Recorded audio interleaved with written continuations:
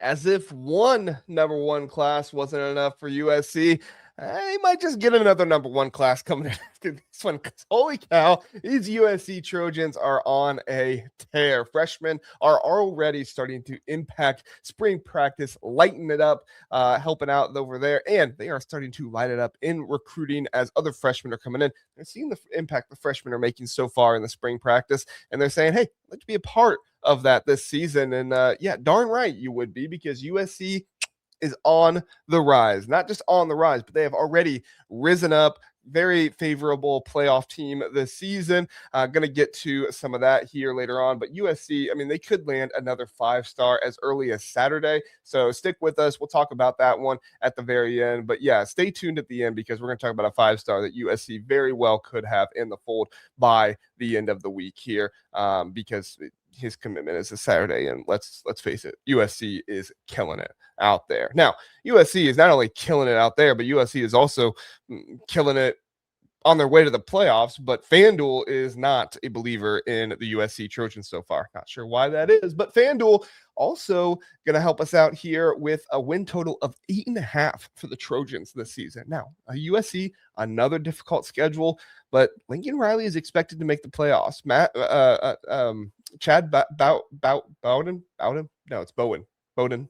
Yeah, I always say it wrong. I apologize. But Chad is out here saying that you need to go make the playoffs, and he's absolutely right. Lincoln Riley has it. He knows it.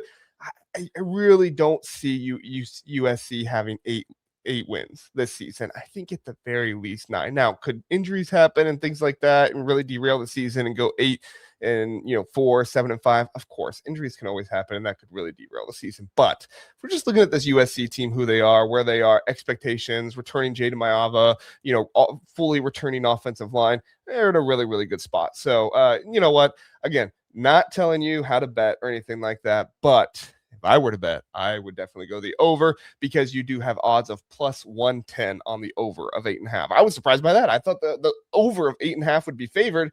Nope, the under of 8.5 is actually favored, minus 134. All right, let's get to the recruiting news here for the USC Trojans. Recruiting news number 1. Let's go ahead and talk about some guys that are going to be at USC this weekend. We're going to talk about two current commitments that are going to be there. I'm going to assume, oh, there we go. It's all good there. All right, we're going to talk about 2 committed guys that are going to be there right now. Eli Woodard, 2027 wide receiver. He is a local playmaker, committed back in February. Good player. He is number 328 nationally, so a pretty low 4-star, kind of fringe 3-star in that area there. Number 43 wide receiver, number 29 kid in California. I think there's a legitimate argument here for he is one of the more underrated players in the class right now. He has exceptional work ethic, competitiveness. I think he's going to continue to rise. I would not be surprised at all if at the very least he is a top 200 player before it's all said and done, maybe even a top 100 player as well. Currently, he's ranked as, kind of like I said, a fringe 3-star, but he's going to be up there. I don't think he's going to get to 5-star status or anything like that. I just don't think he has necessarily one of those elite traits yet, but it's a very hard worker. 5'11", 180 pounds. He's going to continue to grow.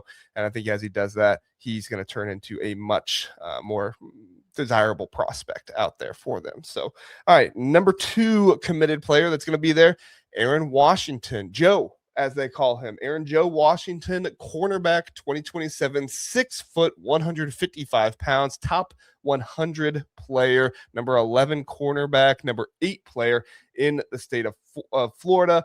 4-star pledge, moved to IMG, but is a local prospect for them. He is returning home this weekend to visit the program. He committed back in January. Not a whole lot there to report, but just good to get guys like this continuing to come back and want to be around the program. Really says something about who they are and what they want to do with their time. They're not going to Oregon or any of those other places. They're coming to USC because they see the value and they want to be there.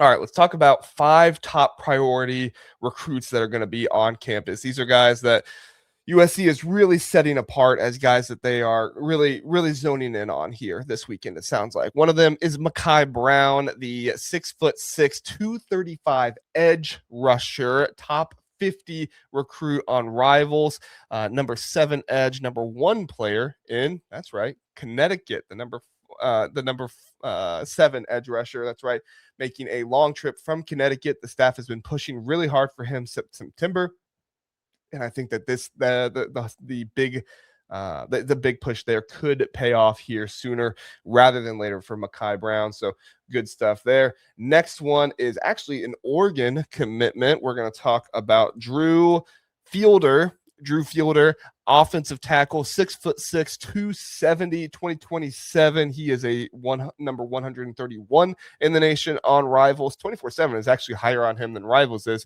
He's a top 100 on 24/7. And I think they've got it right, because I do think that this player, Drew Fielder, has a higher ceiling than the current 4-star ranking they have him at suggests. I think he has high upside athleticism, especially being there for the offensive line. He's versatile, has a good athletic prowess. I think he's the type of guy that, honestly, like, I'm not saying you want to plan for this, but you could definitely probably start him year 1 at guard or something like that, and then move him out to tackle. Maybe even start him year 2. Maybe you start him as a sophomore at guard, move him out to tackle for his junior season. You'd love, for the type of money you're going to spend on a guy like this, you'd love to put him at tackle right away. But I think USC is going to be doing a good job with their offensive line. They're not necessarily going to have to put a true freshman out there at tackle or anything like that. But I got to flip him from Oregon first, and I think they have a pretty good shot at this. Massive family ties to USC. His grandfather and great uncle were 1967 national champions, and he'll be visiting for his second weekend straight. So Drew Fielder definitely feeling the love, could be somebody to look for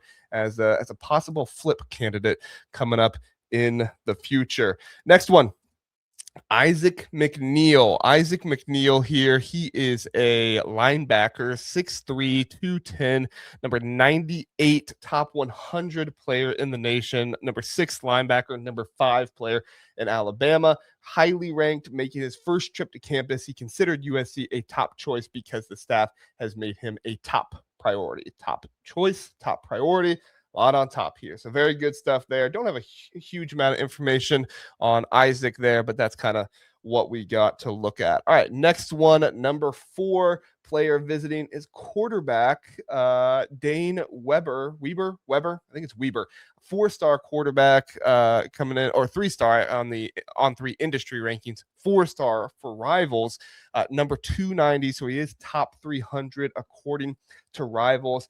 And his teammate is Eli Woodard, and he indicated that if USC pulls the trigger on an offer, he would essentially be one to commit right away. So we'll see if USC does that. I don't know if he necessarily fits the normal athletic profile, what Lincoln Riley goes for, but maybe he really likes him. We'll see what comes out here.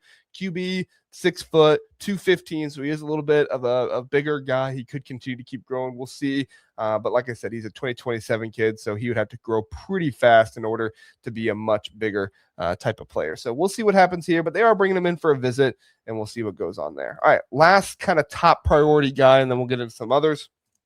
This is Gavin Williams, 2027 safety. While Notre Dame seems to currently have the momentum for him, he's 6'1", 170 pounds. Like I said, safety On3 industry rankings has him as number 129. 24/7 has him as a top 100 player. Number 6 safety for 24/7. Number 10 player in the state of California. Williams is keeping a close eye on the Trojans and has an official visit set for June. He's one of the most underrated defensive backs in the 2027 class, I do believe. Top 100 overall kind of potential. He has over 40 offers right now. Sometimes you look at these guys and you don't just look at, okay, what is the ranking, but sometimes you look at the offers too. And Gavin Williams has a lot of suitors, a lot of guys a lot of schools out there offering him. And I think he's going to have a big possibility of being there as well. All right, going to kind of go through these guys a little bit quicker. We're going to go a few more 2027 guys and then finish it off with some 2028 guys. And then, like I said, the 5-star that could possibly commit this weekend. Josiah Poyer, linebacker, 6'1", 225, 3-star on On3 Industries. But that's, again, 2027 linebacker. We'll see. Mike Eckler, obviously, if there seems to think something of him, Talan Scott, tight end, 6'4", 220, out-of-state visitor from Arizona, top 1,000 type of guy in the on-3 industry rankings. But again, not a super highly rated recruit. We'll see what they think of him, but trying to build an early bond with the coaching staff. Maleek Lee. Now, this one is a pretty big one. Maleek Lee, let me bring him up here.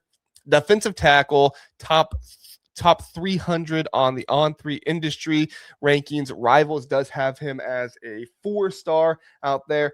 He's a defensive lineman from Florida. Good interior size, makes him a key evaluation for the staff. And then a couple of guys I think are better than what their rankings indicate. Tight end 2027, Tommy Douglas, 6'4.5", 225 tight end, East Coast tight end. He's held a USC offer for over a year, and he went from relatively unknown to one of the nation's hottest recruits. He was very underrated at the time, and USC was in on him pretty quick and worked on things with him. So could bode well for him there with them kind of being in on him. But right now, like I said, he's been rising fast. He's still only number 451 in the nation on 3's industry rankings. I think he's going to continue to rise and become a much more sought after type of guy. All right, 2028 guys, and then we'll get to the 5-star that could be committing this weekend. Jordan Hicks, safety, 6'1", 175, local standout. The staff is working on building a relationship with him early, focusing away from other competing programs. He has some good upside there in California. Current rankings seems to be a little undervalued as he's only 167 in the nation. But again, he's a 2028. They're not focusing too much on the rankings of those guys right now. And then Elisha Mueller. He is an offensive lineman. Is he a tackle or a guard? Inside offensive lineman. So a guard, 6'4", 280, St. John Bosco High School. Massive priority for the staff. He is a near 5-star. I mean, they don't do 5 stars yet for him, but he's number 34 in the nation, according to the on-3 industry rankings. Number 2 inside offensive lineman. Number 2 in the state of California. All right, you've waited long enough. I will deliver on the promise. The 5-star that could be committing this very weekend is Honor Falave Johnson. All right, Honor Falave Johnson. He's an athlete, 6 foot, 180 pounds, number 18 player in the nation, according to on-3 industry rankings. He is a 5, well, only 4-star on 24/7 because they haven't updated 5 stars yet, but he would be a 5-star according to the ranking on 24/7. Number 22, number 1 athlete, number 2 in the state of California. Rivals only has him as number 36 in the nation, so a fringe 5-star for them, but number 1 athlete, number 2 in the state of California. He is going to be committing this Saturday, March 14th. USC is currently the leader, according to the Rivals recruiting prediction machine, to land him. And Steve Wiltfong put out an article today saying that he likes the chances that USC has to land him here as well. He is an elite 2-way athlete type of guy, very fast, very speedy, ideal defensive back for Gary Patterson and this USC defense. I think he's considered, if he was a safety, he would be considered the number 1 safety nationally. Physical frame, there's even rumors that he's even grown to 6'1", maybe 190 pounds at this point, which seems also very good ball hawking ability, good strength, a strong run stopper as well. Offensively, he has some versatility as well. He's rushed for over 1,000 yards, received for over 500 yards in his career, nearly 30 touchdowns in his career on offense. Could contribute to USC, obviously, in the secondary as a defender, a safety type of situation, but he also looks like somebody that could possibly play both ways in college a little bit. We'll see if that's actually something he pursues, but definitely somebody with that type of ability. USC, Oregon, Miami, Texas, LSU, Notre Dame, all teams that are in on Honor Falave Johnson. We will see who gets the commitment, but I like the way that it's leaning for USC right now, especially after reading what Steve Wiltfong had to say. All right, last one here. Bonus one for you. He's not committing, or he's not visiting this weekend, but he could be committing here soon, as he does have a commitment on March 21st. That is Danny Lang, cornerback, 6'1.5", 160 pounds, top 100 cornerback on the on-3, or the Rivals. I apologize. I kept saying on-3. Rivals industry rankings, number 75 player in the nation, at number 10 in California. Number 10 cornerback, number 8 in California. Well-rounded, natural instincts type of guy. Got a very high motor, a type of guy that doesn't get thrown after a lot, but that's kind of what you want to see in high school, right? So he's got a whole lot of USC interest. He has over 8 unofficial visits. He has an official visit set for June 12th, and the Trojans are pushing pretty hard for him. You have a potential commitment on March 21st, but if that does not work out, sounds like July 2nd could also be a potential commitment there as well. So we'll see what happens in this entire situation, but things are looking really good right now for USC recruiting. I just did like 20 minutes, nearly 20 minutes on all these prospects. Look, if you haven't liked the video yet, you're going to want to like the video at this point. I just delivered for you. I appreciate you being here, listening and watching.